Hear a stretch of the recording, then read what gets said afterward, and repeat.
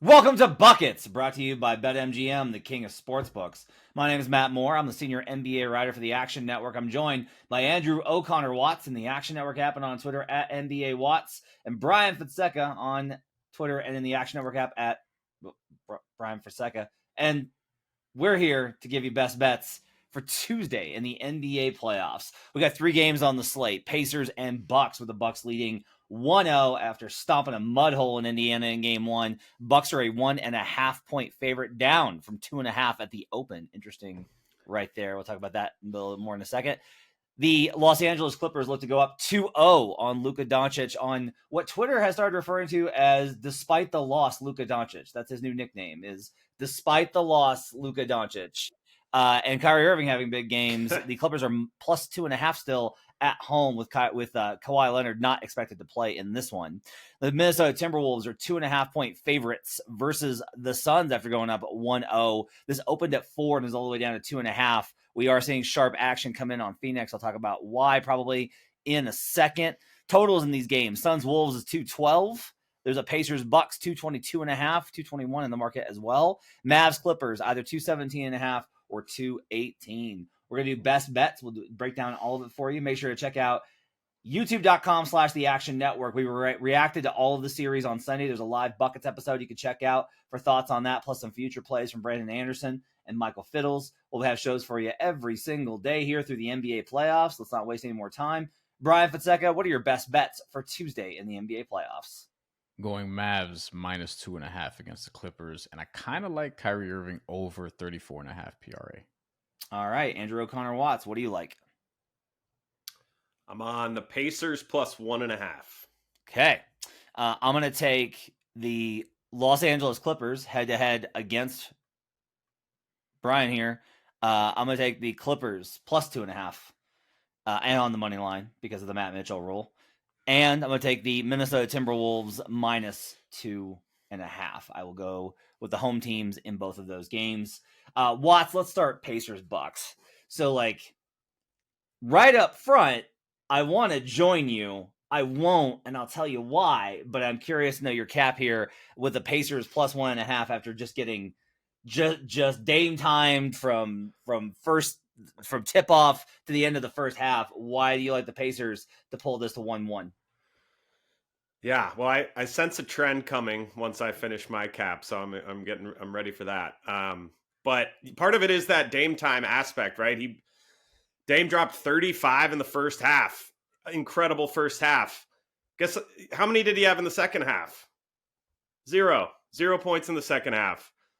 I don't think that he's going to dominate as much as he did. I mean, he clearly looks a lot healthier than I thought. I talked about this series on previous Bucket episodes where I was pretty high on the Pacers and I liked them in game 1. I was on them in game 1. But if I'm high on them in the series, I can't really see them going down 0-2. I could be wrong on that. But, to go back to the Dame point for a second, dropping 35 points, he's done that 6 times all season. Just 6 times. They're 5-1 in those games. But this did feel like a nice rested Dame getting a chance at kind of, making his mark on this Bucks team without Giannis. So I just don't see him doing that again. For the Pacers side, wasn't a great showing. Role players looked a bit shook at first, at least in the first half. Halliburton seemed timid. This is still the number 2 effective field goal percentage team in the league. And they, did not look like that at all today. I think we're going to see a little bit more of a regression to the mean in a, positive regression. Because we still saw, so one of the Pacers' advantages is their transition offense. They're one of the best transition offense teams in the league, and the Bucks are bottom 6 in transition defensive frequency. So we still saw them get out in transition in this game. That's the thing. They just had terrible transition offense. So they weren't executing, but they were able to get looks in transition. Couple other things. It was pretty evenly matched across the board if you look at the box score, but some things that stood out to me were 14 for 21 from the line for the Pacers, and just 8 for 38 from 3 for them. Those are all, to me, outliers. Now, you could look at that as, oh, this is the playoffs, not the regular season. This is a regular season team. That could be the case, but I just don't buy it. I think that was a pretty awful showing from the Pacers, and I think they come back. I think Carlisle makes some adjustments, gets Hallie going early with a couple, maybe sets him up for some actions, get his confidence up a little bit early in the game. I think we see a much better Pacers team in game 2, and I'll take them plus 1.5. Okay, so I did the film on this morning, and what I can tell you is that you're absolutely right that the role players were a little bit shook. And when they run 1-5 pick and roll, putting Brook Lopez into action with Tyrese Halliburton, they get very good outcomes. They force help. They found open kickouts for guys that missed pretty good looks. That was where Nembhard's, a bunch of his misses came from. They were able to generate and leverage things appropriately, but this is a young team. And so there was a lot of action where they were doing things like, here's Andrew Nembhard, like ISOing versus Chris Middleton. That's not, don't post up Chris Middleton. That's not what you want to do. Or Pascal Siakam in an isolation situation versus Giannis, who was covering him sometimes, a lot of the time, actually, to be able to prevent that 1-4 pick and roll. And then Siakam being like, I'm just going to attack Brook Lopez head on. No, that's not what you want to do. If they're going to run, and I do think that part of it is they don't have enough confidence right now in the Miles Turner shots. Miles missed a ton of threes in this game, and they were killer. He's going to have to hit those if they're going to have a shot. Turner went 3 of 9 from 3-point range. Now, this is what's funny is like 3 of 9, 33%, terrible. He hits 4 of 9. Okay, all of a sudden, like we're cooking with gas. Right. Like that's a much better performance. He goes 5 of 9, and it's like a huge swing in this game. One of the reasons I like your cap is if you told me that Dame scored 35, regardless of how long it took him, and the Pacers got blown out, and you told me that before the game, and you were like, this is what happens. What do you think the defensive rating for the Pacers was? I've been like, oh, it's like 120. Like they got cooked. They got destroyed. It was 113. It was fine. And in the minutes with Halliburton, it was totally fine. Like it was good. Like they played fine defense. The Bucks offense did not roast them. It was like Dame put up the points, but their overall offensive performance was not good. It was the Pacers offense, which if we're going to be clear, that's the best unit on the court is the Pacers offense. And you'd be like, well, it didn't look that way on Sunday, man. It looked like that Bucks defense was pretty good. Sure. But I have skepticism about it. Now, the reason I can't tell you on this, there's 2 things. You are correct. There is a trend. You can follow this in the Action Network app and down in the pro section. Favorites who are getting more money than the ticket percentage in the playoffs. This is a very simple trend. It's very simple via Bet Labs. 225, 157, and 3. 59%. Favorites getting money. Like favorites who the big bettors are coming in on are 59% with a 1.52 margin of ATS and a 14% ROI. 14% ROI is pretty good, given this goes back to 2003. And we are seeing in this game that the tickets are on Indiana, 54%. So the public's like, no, Indiana can do it. And the Sharps are in this thing like 82%. It's early. This game's tomorrow. But that is like a little bit concerning. One of the reasons I don't want to bet this is do I think that Indiana can figure some stuff out, get back in the series and win it? I do. Do I think that happens in game 2? I don't know.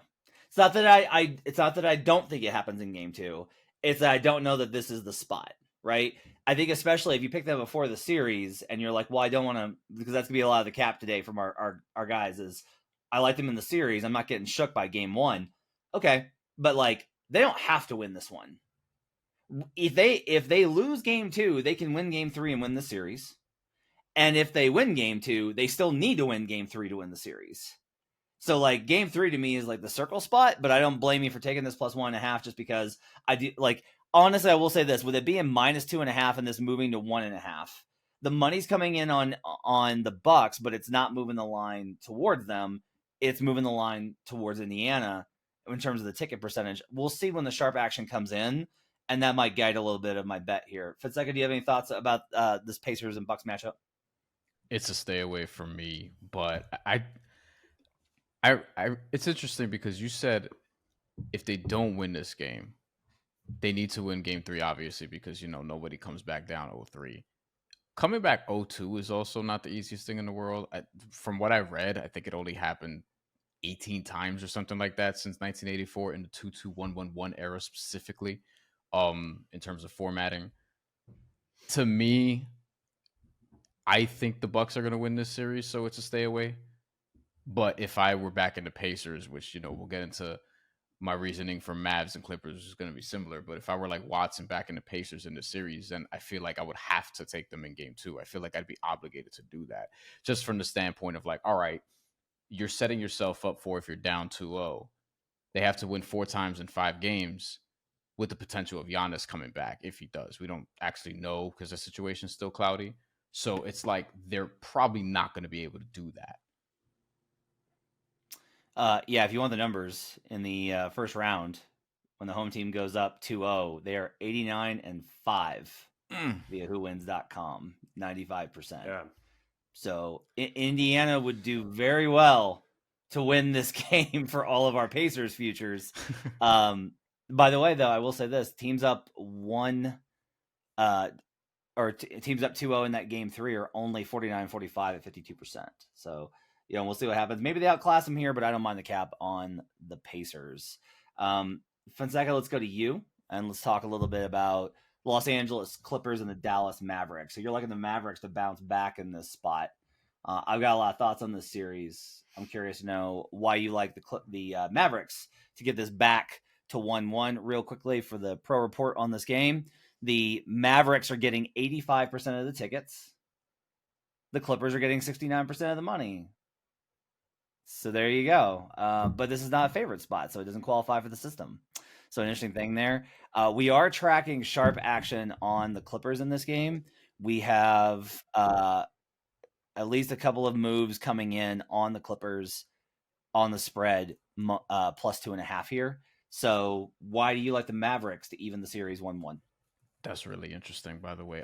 For me, it's just as simple as like, if I like Dallas to make a run, which I have, I don't think they could afford to lose this game. Kind of similar to the Pacers-Bucks situation where you lose this game and you're looking at what if Kawhi actually comes back as the Clippers have a 2-0 lead going back to Dallas. Dallas has been actually really good as a road favorite ATS. I think they were the best in the NBA outside of like the Spurs and the Hornets, who were like 1-0 and 2-0 respectively.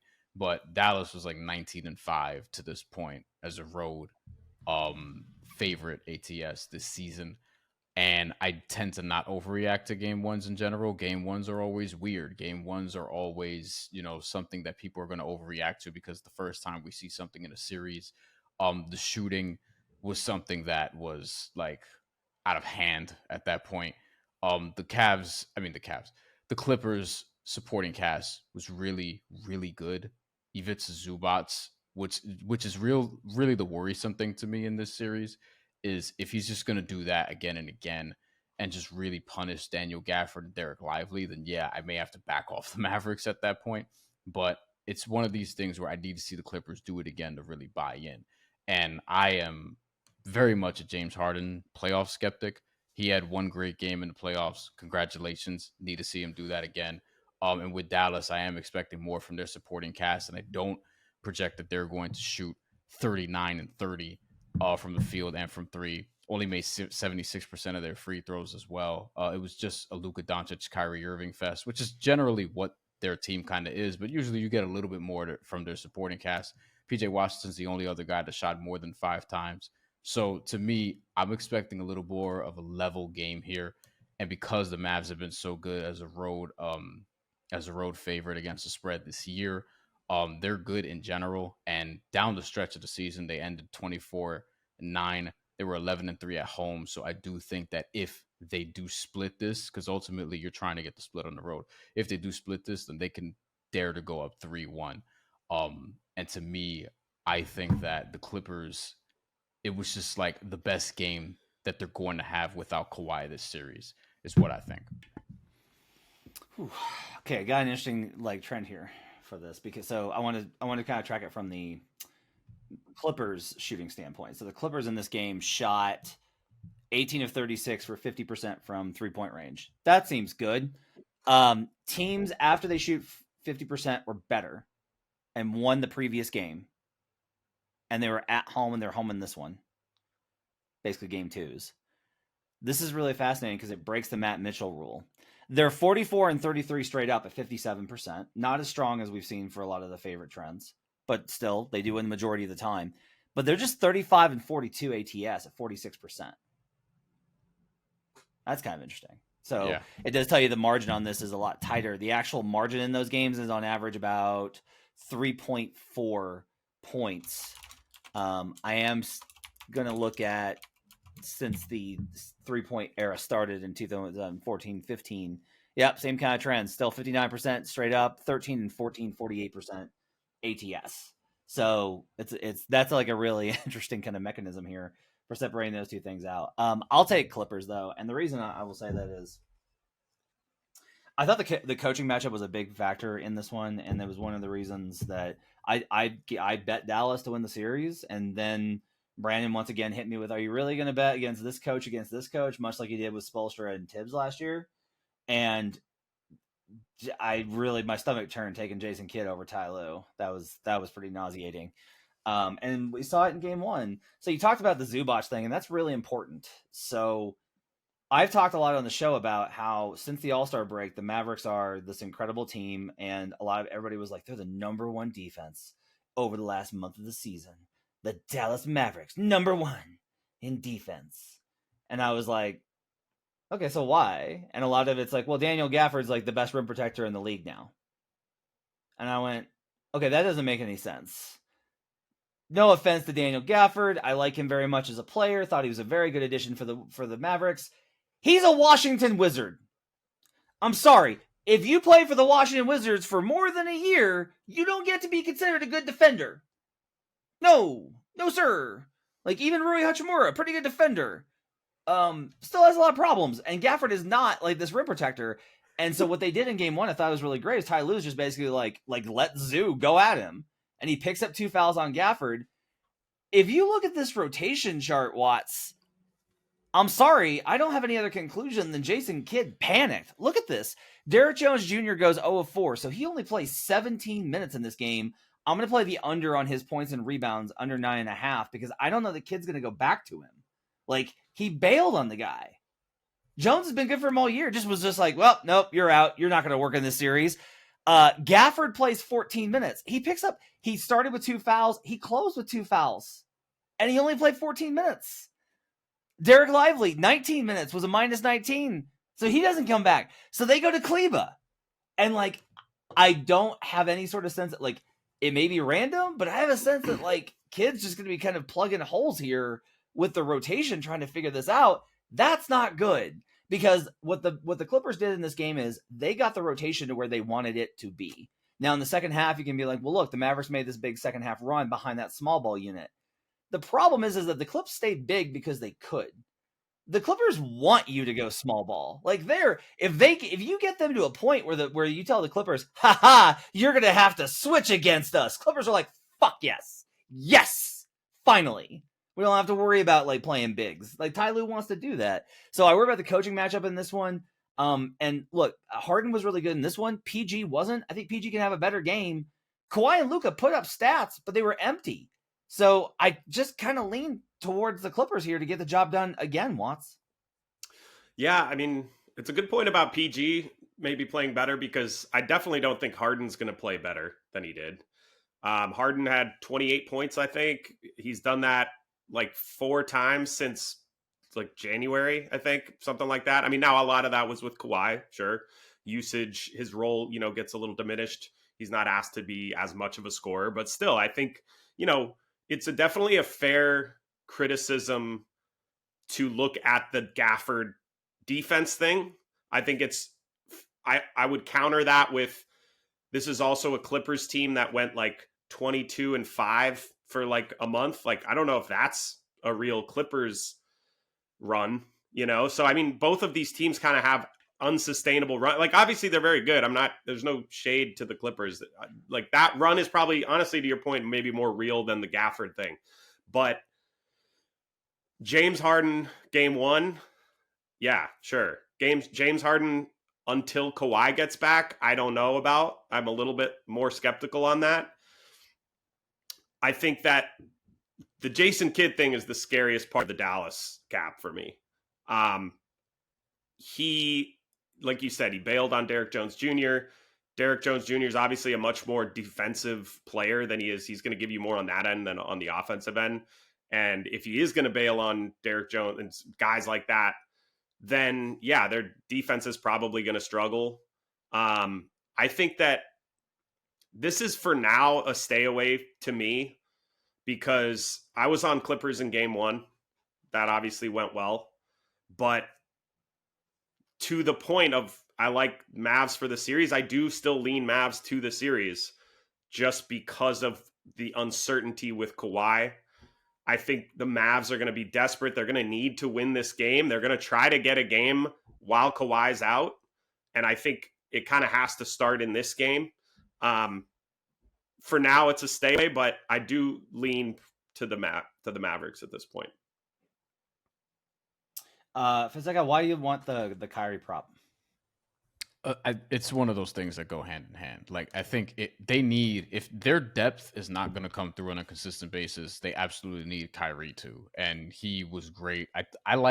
He's probably the only guy who I liked how he played in game 1. And I think what he did in game 1 and finding certain spots, pulling up at the right time, his decision making, I feel like a lot of that was translatable to what he can do in the series. And maybe he'll have an off shooting night here and there, but I don't see a reason that has to hold, that can't continue throughout the series ultimately. And it's also just 34.5. Like I expect if he's going to be in the mid to high 20s, then yeah, he should be able to clean that up with rebounds and assists. Because he's gonna have the ball a lot in his hands, even though obviously he's playing next to Luka Doncic. But yeah, the Jason Kidd point is an interesting one because I do think like we could be talking about Jason Kidd getting fired if they lose this series. I think that's kind of where Dallas maybe should be, because this is a roster who, given how they've played at the end of the year, yeah, they have aspirations of being a contender. We would say that they're definitely a step or 2 or 3 behind Denver and teams of that nature, but this is a team that I think and a lot of other people think they can make a real run.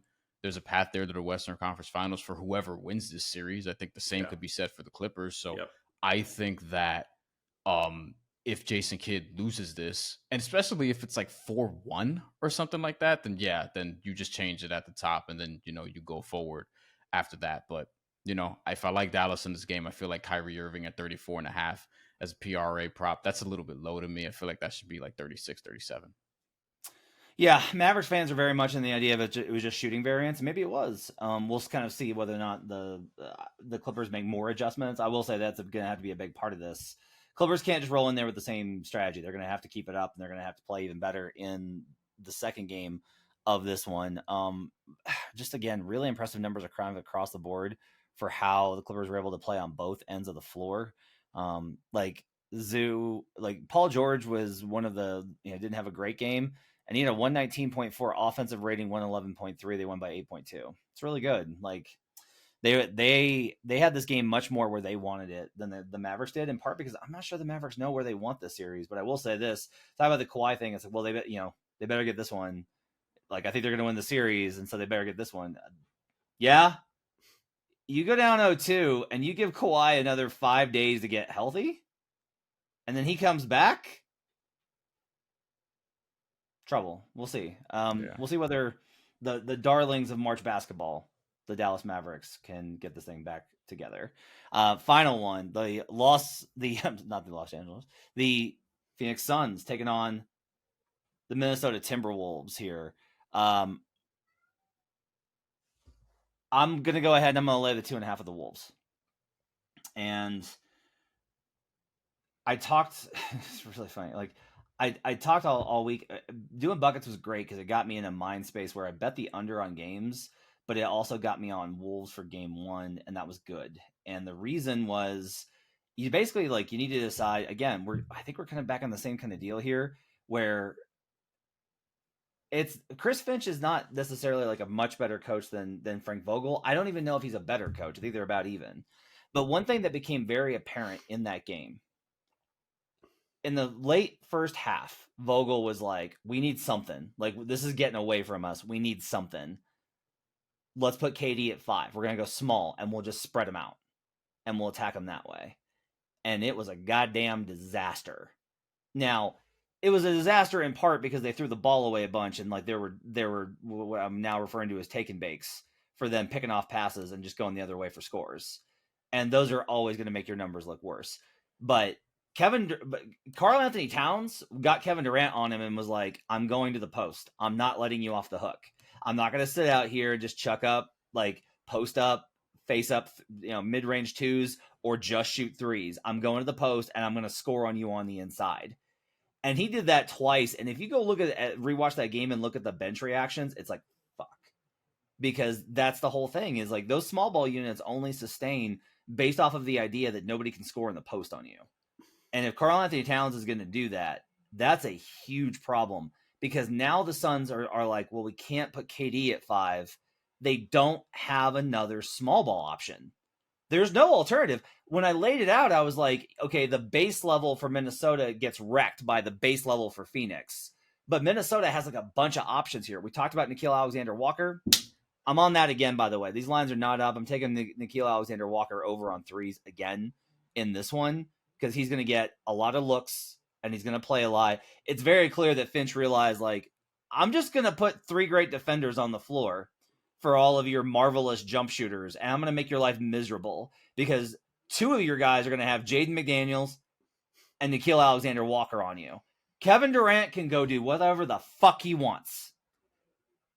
Whatever you want, man. Oh, you're going to score 35 on pretty good efficiency? Cool. No movement, no threes, nothing like that. Grayson Allen's got a bad ankle. I think that's relevant here, Fonseca.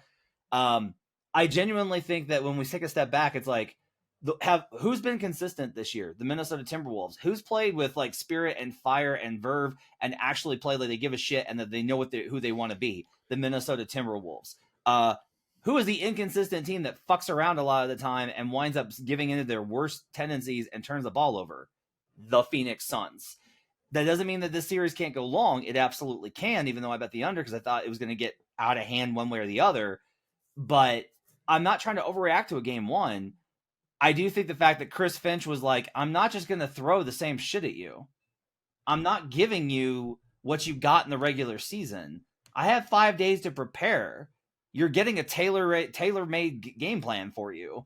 And then the Suns were basically like, we would counter, but we don't have any guys.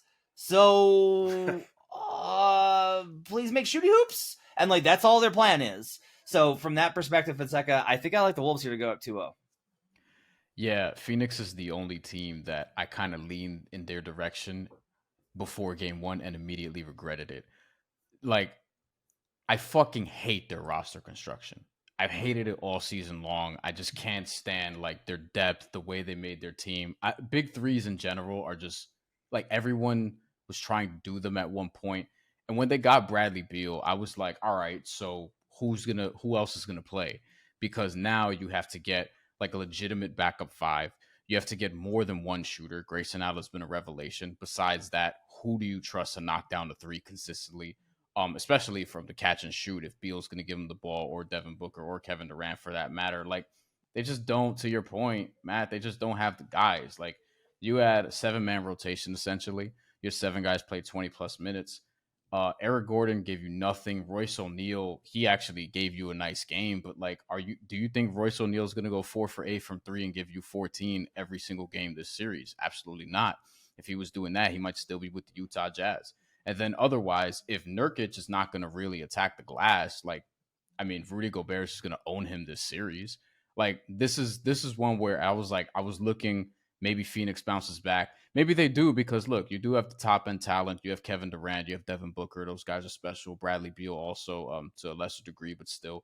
But I just don't really see it. How are you going to penetrate this defense unless you just have abnormal shooting nights and really actually stretch out the defense? Because that's ultimately the answer. You're just going to want to shoot over the top of Rudy Gobert and Jaden McDaniels, and you're going to hope that you hit 40% from 3. Otherwise, I don't know if Phoenix has a real chance because their depth sucks. Watts, what do you think? I think you guys are both making great points. It seemed like the Suns kind of series to lose going into it. And I just never fully trusted that. I went away from it, but I just don't trust this Phoenix Suns team for a lot of the reasons both of you guys pointed out. Roster construction, shoots, the whole deal. Yeah, the Phoenix side of it, their perception was, from the podcast I listened to, was very much built off of like, there's all the tactical. This is funny. If it confirms, and I do this a lot, if it confirms my priors, oh, it's a tactical advantage. And if it doesn't confirm my priors, oh, they just didn't play very well. So that's the risk of confirmation bias. Is I can sit here and I can talk about Karl-Anthony Towns and all these adjustments and playing NAW, and like those are things that I thought would be a good idea, and then they worked. But it also could just be as simple as like Phoenix could just play better. They could not turn the ball over constantly. Devin Booker could look like he has some sort of spine, because good God, I wrote in a column on Anthony Edwards tore that dude to shreds. Like, he ripped Booker to shreds with his hands. It was gross what Ant did to Booker. And I don't expect Booker to play like that the entire of the series, but especially with the Allen injury, one of the problems here, again, getting back to these lineups and the bigs, the options are KD at 5, which didn't work. Playing Nurk 45 minutes, which is going to exhaust him and lead to foul trouble. Or playing more Drew Eubanks. And they tried Drew Eubanks at the level, and it was not good. It was not good. Now, there's a counter here, and I just don't know if Vogel's going to go to it. And the counter is Thaddeus Young. And that might seem crazy, but Thaddeus Young is legitimately like a pretty good small ball weapon here. He's physical. He's strong. He's a veteran. He won't make as many mistakes.